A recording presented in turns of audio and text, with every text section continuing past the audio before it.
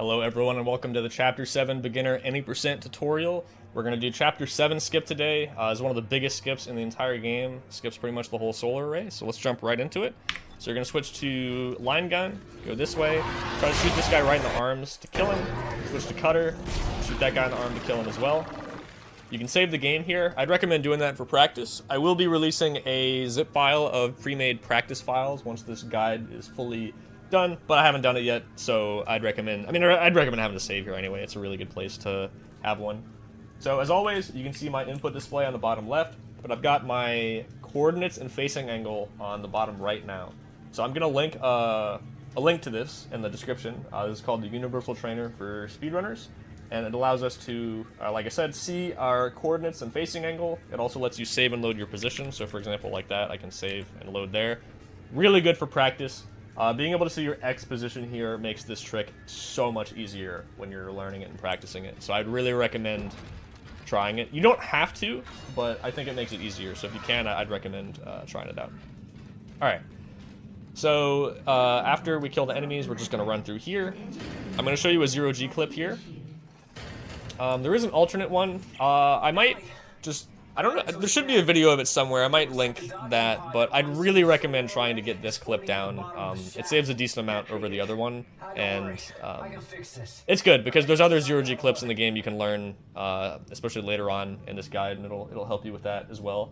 So when you launch, you can just ignore this rock. You can just fly around it like that, and then we're going to go up into this corner. I'm going to explain how your roll works in 0G. With free flying, you have 6 degrees of freedom or something like that. I'm not an expert on like flying and stuff. I just know that from doing this. But your roll is basically moving Isaac in this direction. So the way you do it is by doing circles with your mouse. So if I want to rotate Isaac to the right like that, I'm gonna do clockwise circles. I'm gonna move in circles to the right. And the larger the circles you do, the faster you go. And the smaller ones you do, the slower you go. And then if you go the opposite direction, counterclockwise, you'll turn to the left. So you can always align and then try to readjust your angle, but that's how you can make smaller or larger adjustments like that pretty quickly. All right, so now for the clip. So this one's called a wiggle clip, because we're gonna wiggle Isaac back and forth. Save my position here. So you're just gonna fly up into this corner, and we're gonna alternate moving up, down, and up. So let me explain those movements a little more here. Because if you move too much here, it's like this. You see how he's like getting moved away from the corner? That's way too much. You want to be as close to the walls as possible while you're doing this. And don't sprint while you're doing it either. Make sure you let go of that. So you're gonna go up just a little bit. So I guess his hip almost kind of hits the ceiling. You don't want to aim up too much where he kind of starts drifting like that. Like you just want just up slightly like this. So he's all the way up in the ceiling. So then you're going to move down, and you see how his head kind of bonks into the wall like that. So I go up, down, bonk. So when his head bonks, like around there, maybe slightly before, move the camera up pretty quickly, just a little bit, and we're trying to clip like his thighs, like his legs, into the wall as a visual cue here, like that. So once you do clip, you can start sprinting, and just keep holding forward so you actually go through. But so up, down, up, and then just sprint very slightly and go through. All right, I'll do it one more time just so you can see. Up, down, up, sprint a little bit, and we're through. So go forward a little bit so you get all this stuff out of the way of the camera so you can see, and turn 180. Be careful not to go too far that way. Don't go too far left as you clip out, or you'll go that way and you can fall out of 0G. So I want to head up a little bit and then go through this structure here. We're going to look for this rectangular shape that I'm outlining right here. I want to fly to a... Just did a bit of a cut there because I'm actually updating this part of the video. We're going to do a new setup. The original video did not like that setup very much, so I'm going to show you a new one. So if you find this, this kind of rectangle here, we're going to fly down this shaft, and we're going to do some rotations to the right. Again, you can move the mouse in circles left or right, or I guess clockwise, counterclockwise, whatever, to rotate Isaac. So basically the way this works is if you see this glass thing here, we're going to get lined up with that, move over to the left, and then back up. But we need to have a certain angle here. So to get that set up, we're going to find this beam. You see all these beams? This first one here, just fly down far enough till you're in line with it, fly to the right, and then fly back. and you should get stuck in this corner. Now there's some collision here, so if you don't fly down far enough and then try to go to the right, you're not going to be able to get in there. So you probably don't have to fly down that far, but it's just a good visual cue to give you a rough idea. But just fly to the right, fly all the way back, and you should get stuck in this corner here where you can't even see Isaac anymore. Just little lights on his helmet.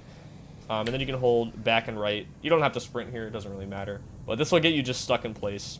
And you want to be aiming with, try to get your aim reticle basically in the center of your monitor, center of the screen. Because if you aim down, he'll float up like that. And if you aim up, he'll float like that too.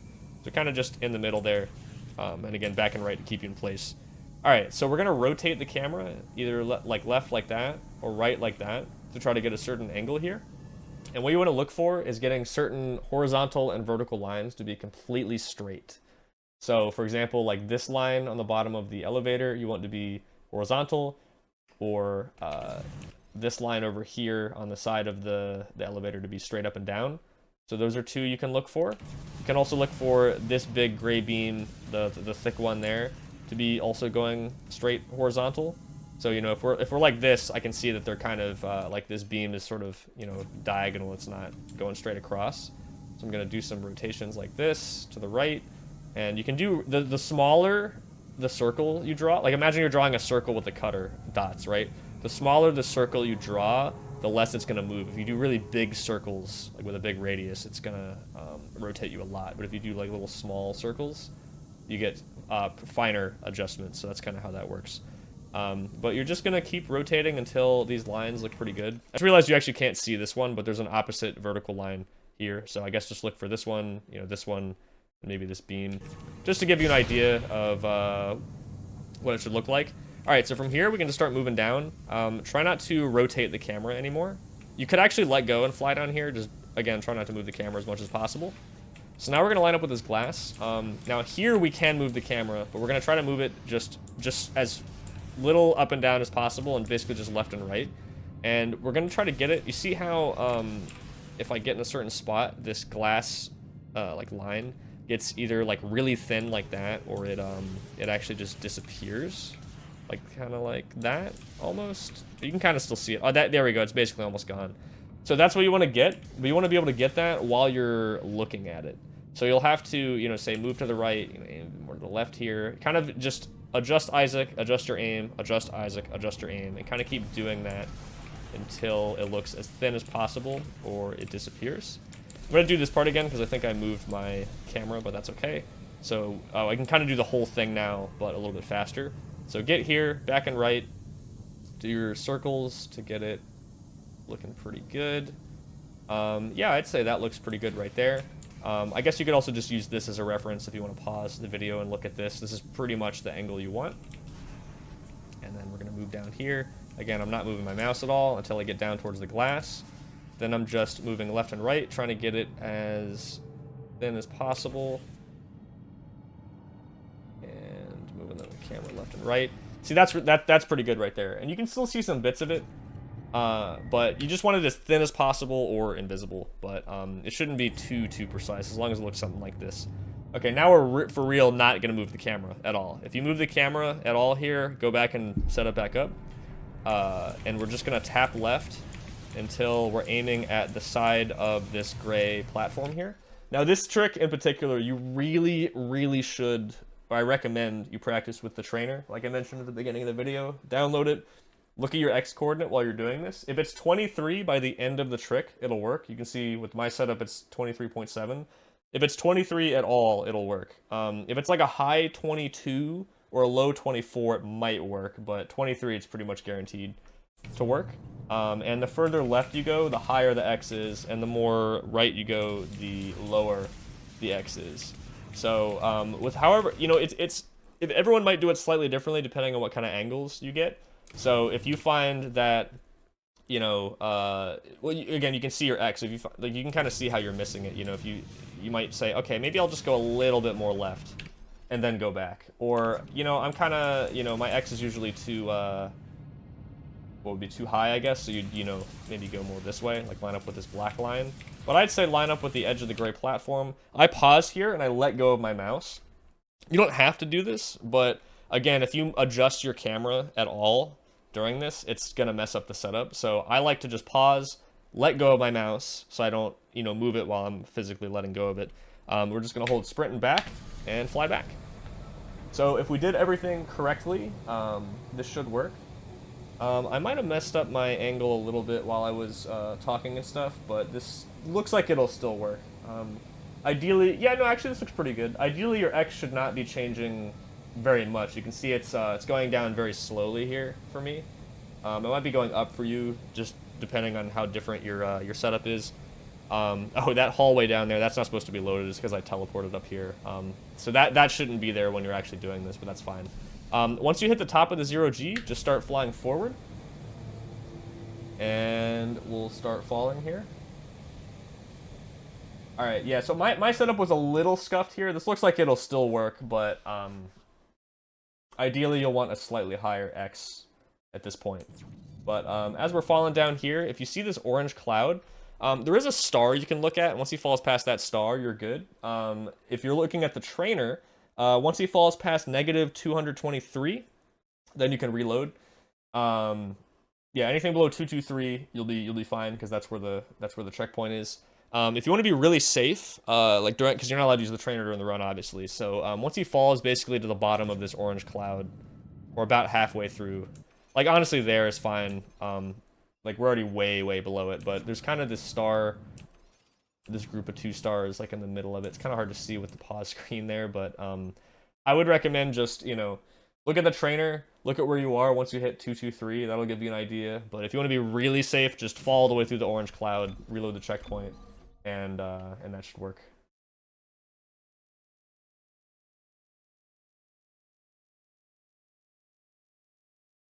Alright, so we hit the checkpoint. So now we're going to run this way. I'm going to show you how to... well, so you have to wait for this auto-scroller to play, but you can use the shop while you're waiting. So basically, there's a trigger to lock the door and a trigger to start the auto-scroller, but they're separate. So we want to hit just the one for the auto-scroller. So what you're going to do is you're going to hug this right wall as close as possible until we hit that like black-gray beam, and then we're just going to turn around. But make sure you stay against the wall the whole time. If you go too far left, you're going to hit the trigger to lock the door. So I'm just going to hold against the wall until I get about there, and then I'm going to turn back while holding the wall the whole time. And if you hear Ellie's dialogue, that means you got it. So during this section, we just got to wait. So what you're going to do is go over to the store. Just going to go through this stuff. You can sell anything you don't need. You don't need semiconductors. With this weapon route, we don't need to buy anything. These are the guns you should have at this point. Yeah, we don't need any of these weapons. A lot of them have been used in any percent before. Javelin's used in some other routes, but especially at this point, you don't need it. So what I would recommend is sell anything you feel like you don't need. I would say if you can keep 2 rounds of cutter, that'd be good. I mean, you probably only need 1, but if you want a stasis pack, you can keep it as well. You don't really need detonator mines, so you can get rid of those. But yeah, there's 2 boxes here you can break, a medium health pack there, and then there's 4 lockers you can loot as well. I'd recommend just reloading everything. You got a decent amount of time here. I'm giving it my code, I but it's don't not want working. that. Two things of line racks is pretty good as well. Again, don't really... I mean, you can keep extra detonator mines if you want. You'll kind of figure out as you go what stuff you do or don't need. I feel like you probably don't need that many. And otherwise, I'd recommend buying some small health packs. Those over the large ones or medium ones because of just how pukers work. You actually don't want to be at absolute full health sometimes, because if you get hit by a puker, you can heal to get rid of that. But anyway, so once the air meter gets to 45 here, like a low 45, almost 44, we can open the door. It's not super precise or anything. I actually might wait till 44. All right, you can stasis these guys if you want. Shoot this guy who tries to hit you. But if you leave around that time, you should get to this door when it opens. It's open. And then just call the elevator. All right, so this takes you to chapter 8. That's the whole level. Yeah, nothing you can do to speed this part up. Reload your weapons and stuff. Look at your inventory. Manage a little bit if you want. Otherwise, I am going to cut the rest of this out, and I mean, I'll show at least walking in so you see the chapter 8, like starting, you know, text and all that stuff, but that's chapter 7.